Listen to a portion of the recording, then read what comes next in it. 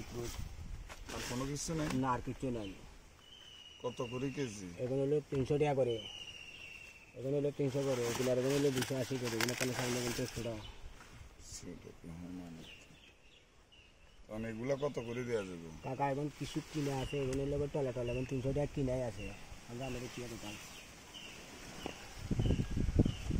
একটা কত দিব? এই যে এটা লোন না দিই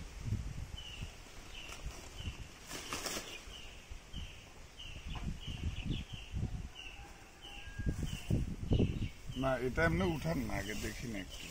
উঠাইতাম না, আমরা একজন একটা লাইন নিলেও একটা নেব, কিন্তু হে ঘুরে গাড়ায় কাড়া।